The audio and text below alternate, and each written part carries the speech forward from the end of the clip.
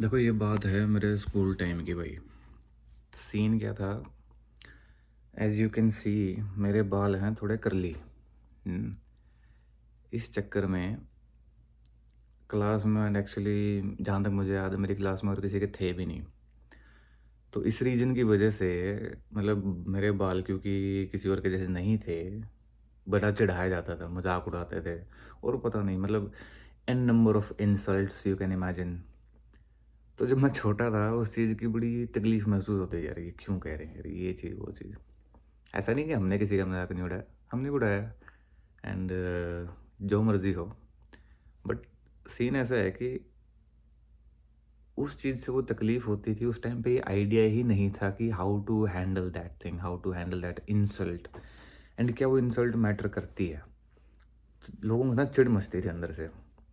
But over time which I realized is कि जैसे जैसे बड़ा हुआ मैं, एंड कि भाई ये चीज़ें जो है ना, ये मैटर नहीं करती हैं, इनका कोई सिग्निफिकेंस नहीं है। एंड वो जो लोग मजाक उड़ा भी रहे थे, actually once you understand human mind, biology समझो, साइकोलॉजी समझो, लेकर बिहेवियर ऐसे क्यों है, क्यों वो किसी को उंगली कर रहा है, उसके पीछे ना बड़े डीप साइकोलॉजिकल रीजंस होते हैं। वो इंसान खुद की लाइफ में बड़ा परेशान होता है तो वो औरों को उंगली करता है। कभी कोई खुश आदमी किसी को तंग नहीं करेगा। जो अपनी लाइफ में मस्त है वो मस्त है। तो ओवर टाइम ये चीज़ें रियलाइज़ हुई, एंड जैसे जैसे रियलाइजेशन ज़्यादा हुआ, बढ़ा, अकल आई, तो धीरे धीरे अपने आप की एक्सेप्टेंस मेरी बढ़ी।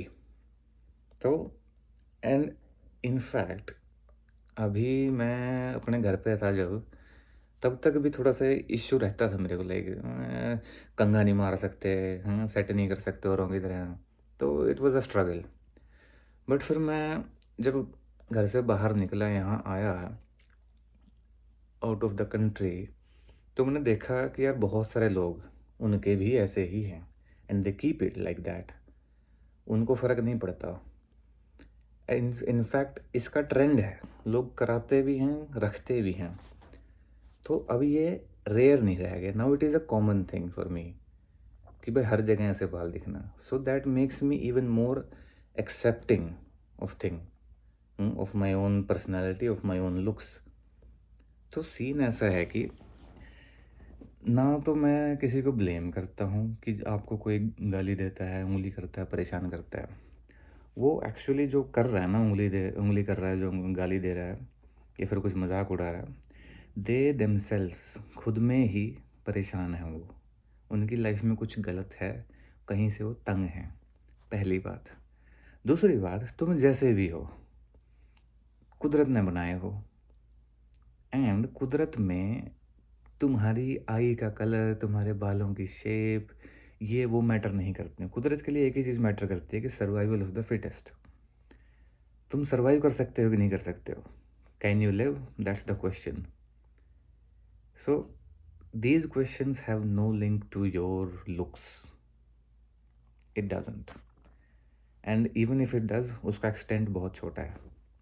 सो I am happy with my hairs. In fact मैं बड़े कर रहा हूँ जितने हो सके। So and look see, it looks nice, अच्छा लगता है मुझे curls. So my message to everybody else is, तुम जैसे भी हो, किसी को अच्छे लगो चाहे ना लगो, but be the way you are. हाँ, इसका मतलब ये नहीं है अगर तुम्हें हाइजीन पसंद नहीं है तो तुम बांस मारते रहोगे कहीं जा करके।